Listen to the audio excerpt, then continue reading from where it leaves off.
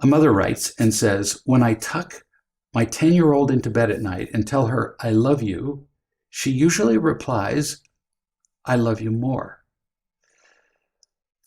I usually don't say back, no, I love you more, or something on that order. In my mind, it's not a competition, so there's no need to go back and forth with I love you more, I love you the most, I love you this big. But now I'm wondering about her mind. This is very cool because, Mom, you're paying attention to your daughter, you're listening.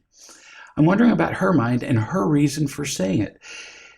Is she really asking me to respond back, I love you more, and then eventually I love you most? Maybe that's what she wants, to be reassured, and she's challenging me to do that in this way. I don't know. What do you think? So, one, she wants to know you love her. That's all. When she says she loves you more, she just wants to hear you say it again. You just say whatever comes to your heart, but not about more. Children don't care about being loved more. They think they do, and adults certainly think they do too. What we all really need is to feel loved enough. That's what matters, not more or less or most. We think that special love counts more. So whatever comes into your mind or heart, just off the top of my head, I love you morning, noon, and night. I love you when I eat green eggs and ham, if they happen to know that book. I love you when I ride my bike. I love you when I'm in the car. I love you when your name is Mike. Make stuff up. I love you from the earth to the moon, and then on to, depending on the age of the child and what they know, Mars, and then Jupiter, and then Saturn, and Neptune, and blah, blah, blah. In other words, I love you no matter what. Now, on a separate occasion, not when she's said to you, I love you more, because that's not the time to correct her, but explain to her that it's your job to love her. It is not her job to love you. And so you tell her, when I say I love you, and you say I love you more, it's a fun game to play. But you really don't love me more. In fact, it's really not your job to love me at all. So you say, so what could you say that makes more sense than I love you? Because when I love you, Mom, I care unconditionally about your happiness. If you screw up, no matter what goes on, I still love you. You can't do that. You need me too much. So you wouldn't love me the same if I slapped you. So saying I love you, I care about your happiness as your mother, that's not your job. That frees your child up. But now your child's wondering what to say when you say I love you. Give her some things to say. Come up with your own. I'm just going to give you some examples. But she could say, oh, and I'm so glad. Or, I love it that you love me. Or she'd throw her arms around you. Or she could say, I want to snuggle in your arms forever and ever while you love me to the moon and Mars and Jupiter and all those places. Make a game of it. But teach her that you're the person who's the parent, and it's not her job to love you back. Between what I said first and second, you'll get it across to her, but don't let it come across as a correction. No, you're wrong to say that you love me. Don't do that. Make it fun. New subject. I know a woman in her 30s who was raised by a mother who saw the world as a dangerous place. That's not uncommon. Understandable, since her mother was angry, abusive, alcoholic. So this woman, we'll call her Carrie. Her mother saw it as a dangerous place because her mother before her saw the world as dangerous and was dangerous.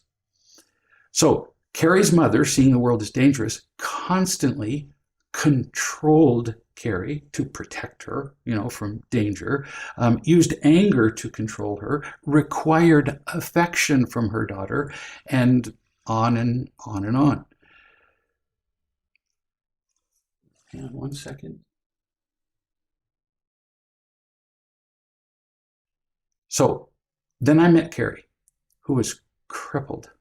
She looked good on the outside, professional with a career that impresses people, but internally a cripple. Never had a thought or opinion or feeling or made a choice ever that wasn't entirely determined by the pain of her childhood. It had been a nightmare. And kids, this is average. This woman, her particular problems tended more toward paranoia. Others are more people pleasers. Some are addicts. We all have different ways we react to pain, but it's still pain. What do you do with that? Well, no surprise here. I did with her what all parents are going to do with their children, which is why I'm telling this story. Love and teach, which I did with her for a long time. Just love and teach, love and teach. She's in her 30s, but she's no older than your 8-year-old, not emotionally. Finally, after my persisting in loving and teaching to a degree that would surprise you, she began to see that her life was completely screwed up. That took a long time just for her to see that she was completely screwed up. It was the only world she knew, so she thought it was normal. And then another step to learn that it was not her fault. Ooh, that was a hard one. I'm completely screwed up and it's not my fault. That doesn't make sense in most people's worlds. She wrote an email to me not long ago and said, I'm beginning to see that I'm just a robot, programmed to be afraid and to think certain ways. And I would probably have ended my life that way. I feel so stupid. I have misinterpreted everything. I probably don't see anything clearly. End quote. And I said, true, all true. But you didn't know any better. You were trained to believe that the world was a certain way, a frightening place that you had to defend yourself from, and there was nothing you could do but follow your training. Nothing. You had no real choice here. Instinct and training. She said, it's hard to see anything in a way that isn't twisted. Now, as I talk about this 30-year-old woman, I want you to consider two things, and I'm going to bring them up again at the end. Consider that she's an older version of your child, and also very likely in some ways a version of you. She said it's hard to see anything in a way that isn't twisted. Talking to you, she was talking about me, has become a lifeline to the truth and the power of feeling loved. I never knew such things existed. Now, this isn't about me. I didn't change her. She had to learn to trust, and she made that choice. I was just a person who loved and taught her. Just as, well, you're actually not just a person, you're the person to love and teach your children. She said, I never knew that love existed. Well, of course you didn't. So there's no shame in your life now. None. Yes, you're alone and miserable and paranoid and you misinterpret everything, but you had no choice. And where there is no choice, there is no shame. Memorize that. Where you have no choice, there's no shame. You couldn't help it. Genuinely couldn't. If you were blind and had never been unconditionally loved, how can you feel ashamed that you never were? That's about the other person, not about you. She continues, part of me even mocks myself, laughs at myself for saying that I feel loved by you. No, it's not part of you that's laughing at yourself and mocking yourself. It's your mother. Your mother. You're channeling your mother, but no, that's what your mother did when you said anything that approached softness, genuineness, kindness, openness, vulnerability. Now, your mother would make fun of you and tell you that you had to be something else. Now, if you don't choose a different path, a path different from the one that your mother described to you, your mother will consume you. And she's not even here. She's not even alive, and she'll consume you. She already had when I met you. But whether that infestation, that infection with a virus, to make it topical, whether that continues is up to you. She said, again, I'm like a little robot programmed for distrust and self-hatred and condemnation. Exactly. If you don't consciously now, because you were unconsciously programmed, at least as far as you were concerned, and your mother probably didn't consciously do it either. But if you now don't consciously choose love and the truth, you do become a programmed robot, and that would just be tragic to stay that way. It's not your fault that you got this way, but now you have a choice about whether to stay there. In a second email, she said, I'm so bad at listening. Kind of a separate subject, but they're related. I said, of course you're bad at listening. Just like I would say to every parent who's listening, of course your children are bad at listening. Now listen to why. I said to her, you were wounded so many times and taught that the world was a dangerous place that you're far too busy protecting yourself to genuinely listen. That's why kids are defiant and angry and argue and fight with each other.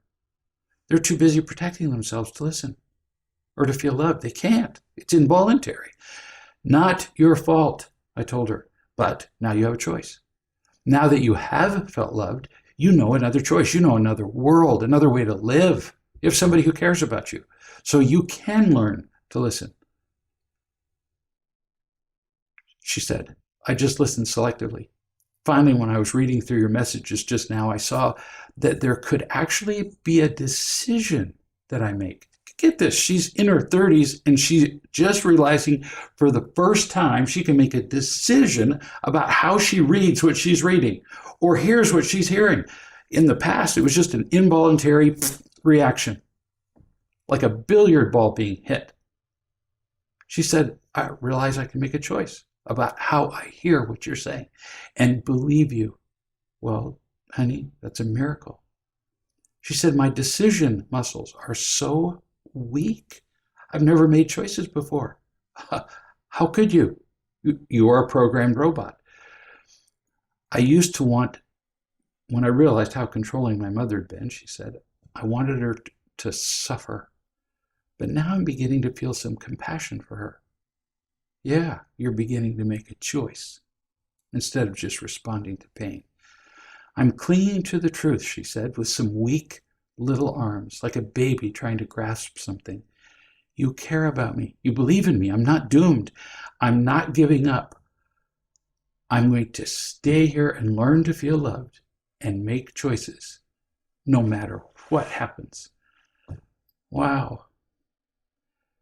If you love your children, now I'm talking to all the parents, in a similar way to the way I love this 30-something-year-old woman, Your children will never want to leave you either. They won't want to give up. They'll learn to make choices instead of reacting. Their need to use addictive behaviors, to fight and to argue, all of that just goes away. This is a really personal email. Why do I share it? A bunch of reasons. One, this woman was crippled when I met her, but she was never overtly abused. She was never beaten, never sexually abused. Nothing that social services in whatever city or state she was would ever notice. Completely under the radar, just like our children. She was not loved, number two.